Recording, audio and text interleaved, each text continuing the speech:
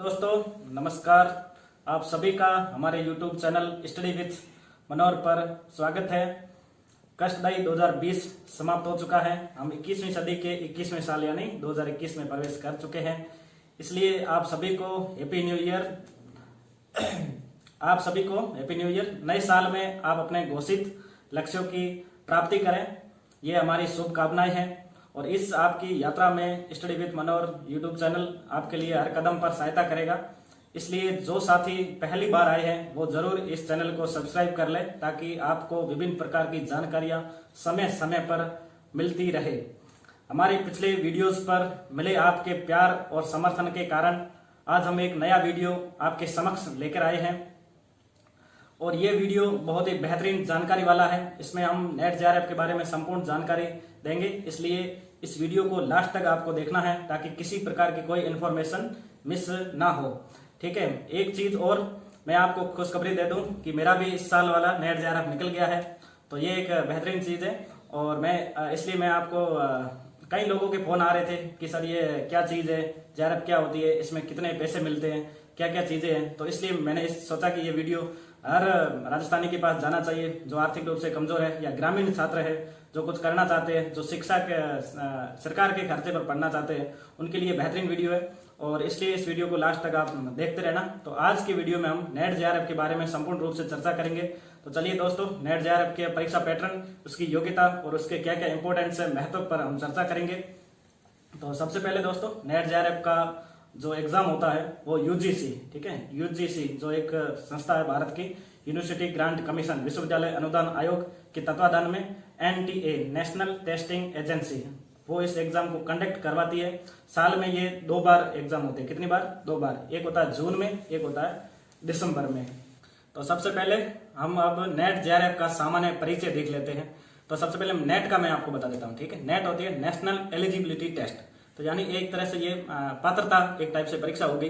तो इसके अंतर्गत ये होता है कि आप एक तो पीएचडी के जो इंट्रेंस में छूट मिलती है, कहीं की यूनिवर्सिटी में आपका सीधा एडमिशन हो सकता है। दूसरी चीज होती है जो कॉलेज लेक्चर के लिए जो मिनिमम रिक्वायरमेंट है उसकी आपकी पूर्ति हो जाएगी, यानी आप असिस्टेंट प्रोफेसर के लिए फॉर्म को अप्लाई कर सकते हो। तो नेट का तो इतना ही मोटा मोटा है। ठीक है। अब हमारा जो वीडियो का मुख्य उद्देश्य था वो था जेआरएफ। तो जेआरएफ के बारे में हम डिटेल में जानेंगे, तो इस वीडियो में आप बने रहिए। और जेआरएफ का मतलब होता है जूनियर रिसर्च फेलोशिप। तो इसमें शब्द में पीछे आया फेलोशिप, यानी इसमें सरकार आपको फेलोशिप देगी।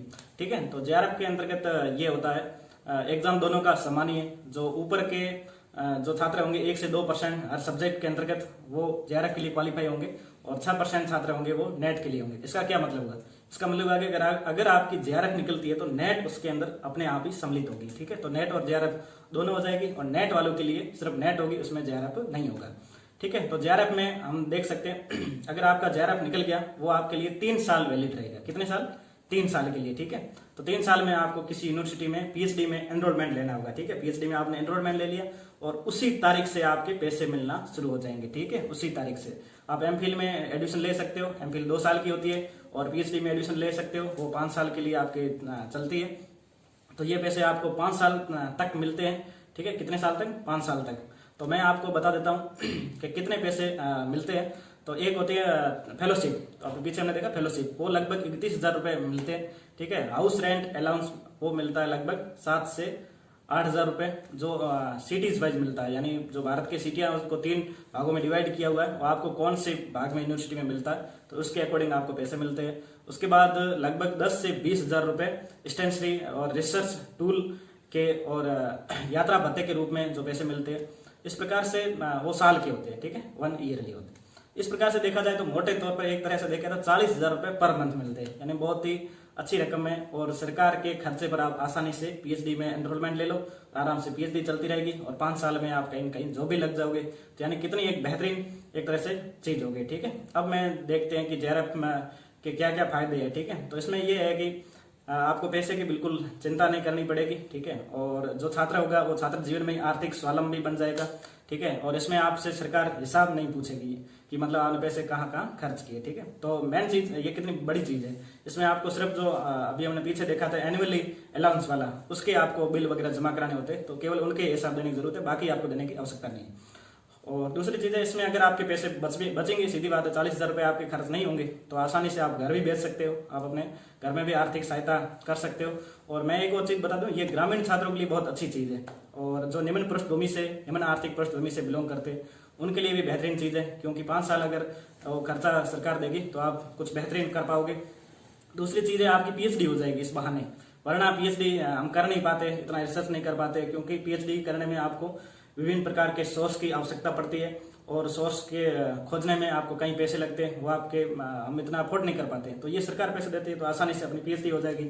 और जैसे ही पीएचडी हो गई तो आपको पता ही है कि आपको डॉक्टरेट की उपाधि मिलती है। आपने कई नाम सुने होंगे, जैसे डॉक्टर सुरेश कुमार, डॉक्टर महेश कुमार, ऐसे नाम, आपके नाम के आगे कितना अच्छा लगेगा डॉक्टर। तो ये एक तरह से बहुत ही बेहतरीन एग्जाम है, आपके लिए फायदेमंद होगा।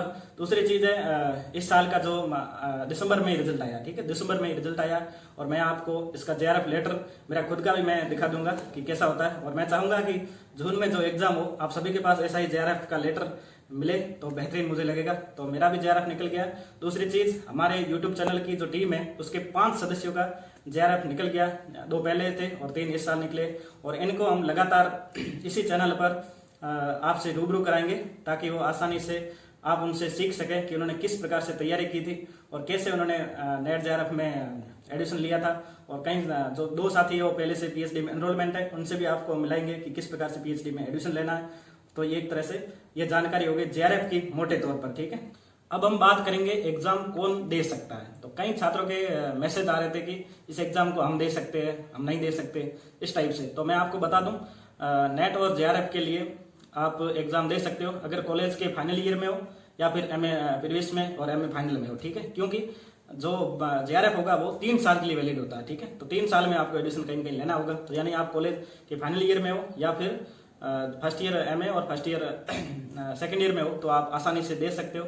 दूसरी चीज है, आपके पीजी में जो परसेंटेज बढ़ने चाहिए वो 55% बढ़ने चाहिए, और कैटेगरीज वालों के लिए 5% की छूट है। इसके लिए ये आपके लिए आवश्यक होगी। ये न्यूनतम क्या हो गए, एक तरह से प्रतिशत हो गए, यानी इतने आपके मार्क्स उसमें एमए के अंदर, यानी पीजी के अंदर होने चाहिए। दूसरी चीज, एक तरह से एक इसमें एज भी है, ठीक है। तो नेट के लिए कोई एज नहीं है, क्योंकि वो तो एलिजिबिलिटी टेस्ट है, यानी आपको असिस्टेंट प्रोफेसर बनने के लिए वो चाहिए, तो उसमें आपकी एज है नहीं। जब चाहो तब आप आसानी से दे सकते हो, और एक बार आपने कर लिया तो वो आपके लिए लाइफ टाइम वो आपके पास रहेगा। और जब भी कहीं भी असिस्टेंट प्रोफेसर की वैकेंसी आती है, जैसे अभी राजस्थान प्रोफेसर में वैकेंसी आ रखी है, तो उसके लिए आपको नेट चाहिए, तो वो आसानी से आप एक बार कर लिया तो कोई दिक्कत नहीं है। अब जेआरएफ है, तो जेआरएफ में सीधी सी बात है, पैसे मिलते हैं, तो इसमें आपको पता ही होगा कि कुछ ना कुछ मिनिमम एज है वो रिक्वायरमेंट है और कर रखी है, ठीक है। तो जनरल के लिए कितनी है, 30 साल, ठीक है। जनरल के साथी जो 30 साल से कम है वो इसको आसानी से दे सकते हैं, और जो कैटेगरीज वाइज है उनको 5 साल की छूट है, यानी उनके लिए एक तरह से 35 साल हो गए।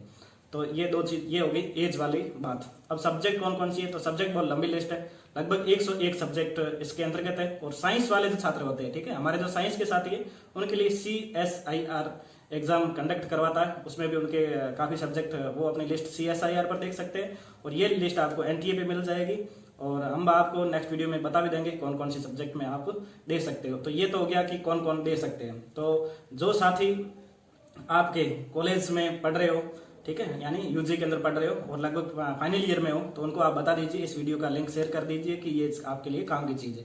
और एमए कर रहे हो, या जिन्होंने एमए कर रखी है, आर्थिक स्थिति सही नहीं है, तो वो भी इस वीडियो को देखकर इसका एग्जाम दे सकते हैं। अब आते हैं हम, सीधी बात है, पेपर के पैटर्न पर, वो आपके लिए बहुत ही जरूरी चीज है।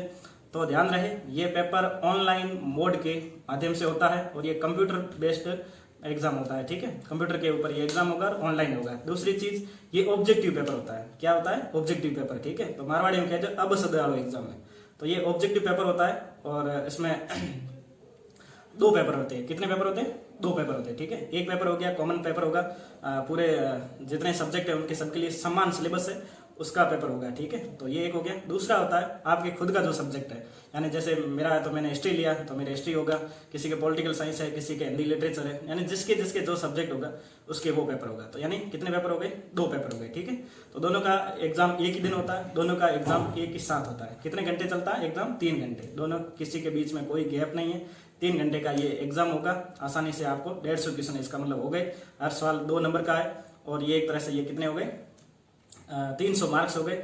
लगभग ये रहता है कि 60% के आसपास अगर आपके मार्क्स आते हैं तो आप नेट जेआरएफ के लिए क्वालिफाई हो जाओगे। एक चीज मैं आपको बता दूं, ये इसमें नेगेटिव मार्किंग नहीं है, ठीक है? क्या नहीं है? नेगेटिव मार्किंग नहीं है। तो आसानी से आप पूरे के पूरे सवाल करने होंगे, इसका मतलब तो आसानी से आपने एक बार ठीक ठाक इसका सिलेबस पढ़ लिया और उसके बाद आसानी से आप क्वेश्चन कर लोगे, कोई दिक्कत नहीं आएगी। और तो ये एक तरह से पेपर के पैटर्न की बात हो गई।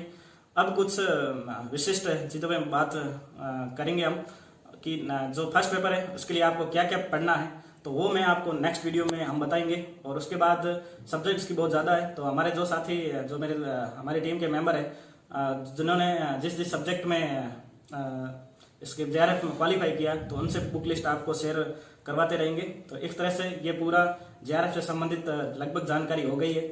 और अगर आपको कोई भी डाउट हो, ठीक है, तो हमारे को जो आपको लिंक दे रखे हैं टेलीग्राम के, चाहे इंस्टाग्राम हो चाहे ट्विटर हो, उन पे आप मुझसे पूछ सकते हो। और इस वीडियो के नीचे भी आप आसानी से पूछ सकते हो, हमारे जो साथी है और मैं खुद आपको इसके आसानी से हम रिप्लाई भी दे देंगे। तो अब ये आप ध्यान रहे कि इस वीडियो को आपको ज़्यादा से ज़्यादा शेयर करना है लोगों तक, ताकि एक तरह से जो राजस्थान के लोग हैं उन तक, छात्रों तक ये जानकारी मिलनी चाहिए। क्योंकि एक चीज़ है कि बाड़मेर जैसलमेर सहित राजस्थान के जो छात्र हैं उनको एक बार किसी चीज़ का पता चल गया ना, तो आसानी से वहाँ पहुँच जाएंगे। जैसे जवाहरलाल नेहरू विश्वविद्यालय में पता चला कि गंगा सिंह वहाँ गए थे और उनका यूपीएससी में चयन हुआ, तो उसके बाद एक तरह से देखें तो एक अपने पूरे राजस्थान में जेएनयू के प्रति बहुत लगा हुआ, तो कई छात्र लगातार उसमें प्रवेश करते जा रहे हैं। इसी तरह से मैं चाहता हूं कि जेआरएफ कितनी अच्छी चीज़ है, आपने देखा 40,000 रुपये पर मंथ, आप समझ सकते हो कितनी बेहतरीन चीज़ है। तो ये एक बहुत ही अच्छी चीज़ आपके लिए साबित हो सकती है। और मैं चाहूँगा कि ये वीडियो सभी लोग देखें, ठीक है? तो आसानी से इस वीडियो को देखें और शेयर करें ज़्यादा से ज़्यादा लोगों तक। अंत में जय हिंद, वंदे मातरम।